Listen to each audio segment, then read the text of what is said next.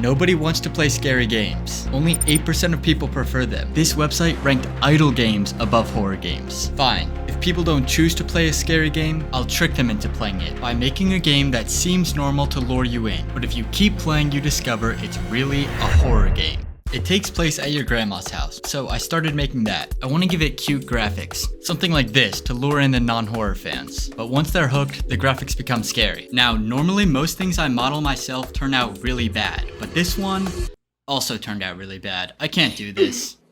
Instead, I'm just gonna use an asset pack with a bunch of house parts, and when I throw them all together, we get this. Okay, I know it looks like a Lego from the outside, but on the inside, it has a kitchen, living room, bedroom, bathroom, and a basement. But I'll add a few more things later. The goal is for the starting area to seem relaxing, and I think this place gets the job done. But if you keep playing, the house should become scary. So we need to make a copy of this house, but scary.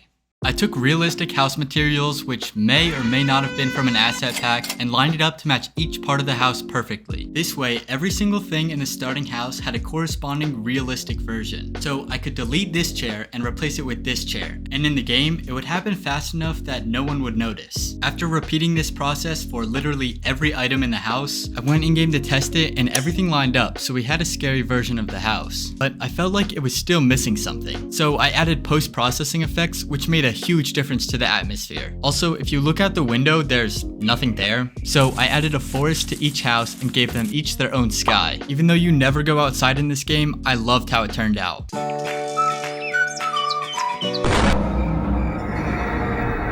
But more importantly, the inside looked so much better, and this place was actually scary now. I also made a secret room in the basement where I plan on adding some cool stuff later in the video. So now we have a cute and scary version of the same house. Right now, you can switch between the houses all you want, but this won't work. We need to get the player invested in the first house and make them believe this is what the game is about. Then we can switch them over to this house. I'm thinking if I make the grandma, she can give stuff for the player to do to keep them invested. I made a model which surprisingly wasn't even that bad and painted on the textures to keep with the art style. After a little bit, we had this. Yeah, she looks nice. I threw her in the game, and not only was she 12 feet tall, she was also way scarier than I wanted. If that was my grandma, I would ask God for a new one. Anyway, when you talk to her, she says, "Hello, darling. I'll make cookies. Why don't you start a fire and watch TV while you wait? I don't care what you do. Just leave me alone, you little shit." So you light the fire and head down to the basement to watch TV. I'm gonna attempt to make a horror game in 24 hours. Yeah, this show sucks. After some time, you find out Grandma burned the cookies like an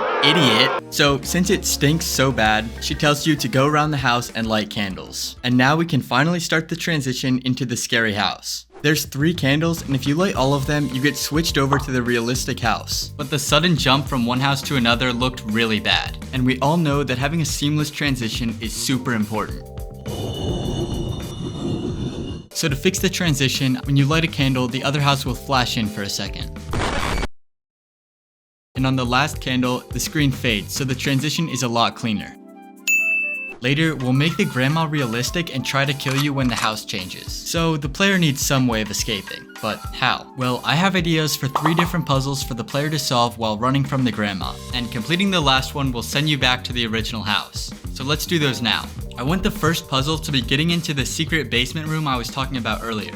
Since it was right next to the bookshelf, I decided that pulling on one of the books would open the wall. Original, I know. With some code, I got the wall to move, but it looked really bad. So I tried to make dust particles that fall from the wall to sell this point. And as someone who's never made particles before, what the fuck? But after a tutorial, I got the particles looking okay. And combined with the screen shake, the effects were really subtle, but it helped. But then I realized that the player will never find this random book on a random bookshelf out of this entire house. There needs to be some kind of hint for the player to tell them where to go. How am I gonna tell them about this book?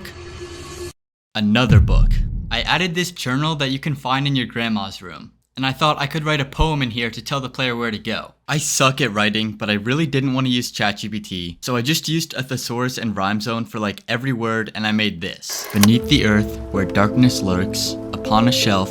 Yeah, this is cheat. Anyway, when you read the poem and get to the bookshelf, you can finally get to the secret room. And your hard work is rewarded with nothing. Okay, so I'm thinking the second puzzle goes in here, and my idea for this is a safe that you have to find the code for. But if you've got a good eye, you might have noticed that There's nothing here. So we need to make a safe. After what happened last time I tried to model something, I really wasn't sure about this, but I feel like it didn't even turn out that bad. I mean, it's just a box. It's pretty hard to mess that up. We are gonna need to fix these colors though, so I need to buy a texturing software. I'm sure I'll be able to find one for a reasonable price from a virtuous and honest organization. So I textured the safe and it worked really well and looked good in the game. But now I have to come up with a password to unlock it. I decided the best way to give the player the password was by using more books. There was this TV stand with 4 empty boxes in it, and since the code is going to be 4 digits, I felt like this was the perfect opportunity. So I filled it with books, and by counting them 1, 3, 1, 2, you can get the code to the safe. And you've successfully earned yourself nothing. I never really thought about what goes in here, and by using 100% of my brain power, I decided the best thing to put in there was a log. Huh? Yes, really.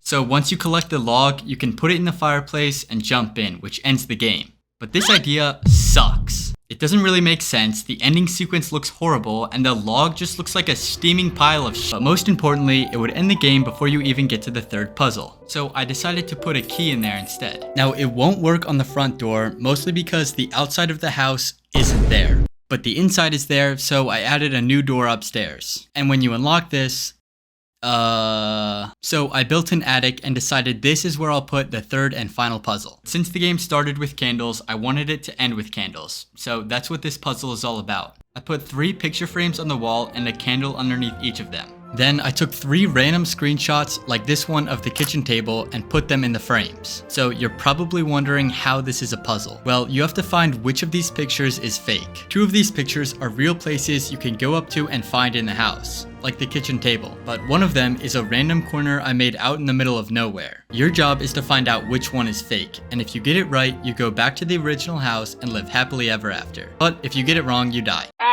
But we're still not done. 3 minutes and 41 seconds ago, I said, later, we'll make the grandma realistic and try to kill you when the house changes. So we still have to make the realistic and scary grandma. I started with this old lady, and first I cut off her legs and threw a cloth on her to make her look like a ghost. But I didn't like this because then we wouldn't get to see her old granny feet. I started over with the same starting point, but this time I made the arms and legs super long and creepy. But now we have 2 problems. 1, she looks like an Enderman, and 2, she's naked. Oh my god! In my other games, I just make the enemy naked, but I don't think I can do that for a grandma.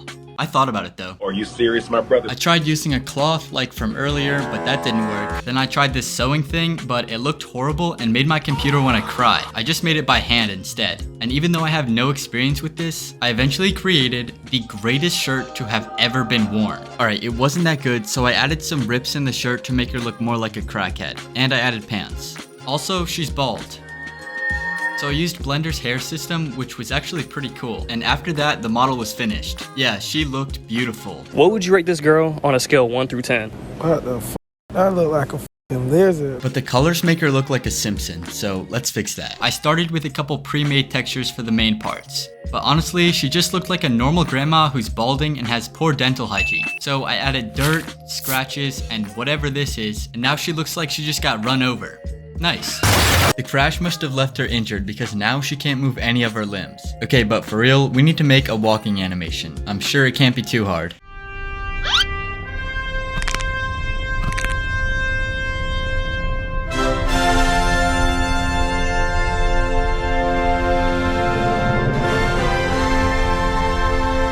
Alright, so we're just gonna use this animation, but now she's quick. I didn't want to make this game a running simulator, so instead of making the player faster, I want to add the ability to hide because a lot of other games do that. Luckily, there are already tons of places that will work for that. So I wrote some code and it worked perfectly with absolutely no problems at all.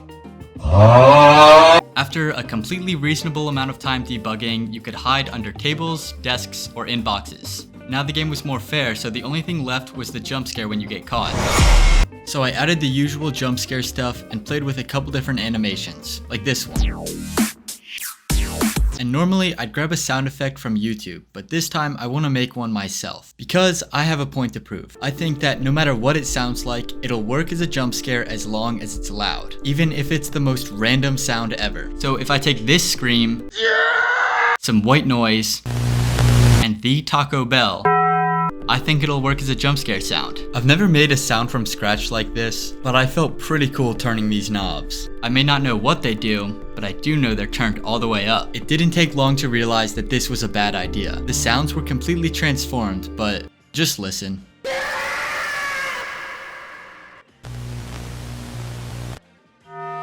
But screw it, I'm gonna put it in the game anyway and prove that loud equals scary. Well, now the jump scare's done, and it's... I'll make an apology video soon. Okay, maybe I was wrong. So I replaced the sound effect with an actually good one. Then I added a 1 in 1,000 chance where she just punches you instead of jump scaring you, and I still have no idea why I did this. I added a few more minor things to the game, like if you get the code wrong on the safe, it makes a sound that alerts the grandma. I'm gonna keep working on this game, so subscribe to see the update video. And while you wait, check out this game I made by combining 6 different AIs and making them work together. Also, thank you for watching.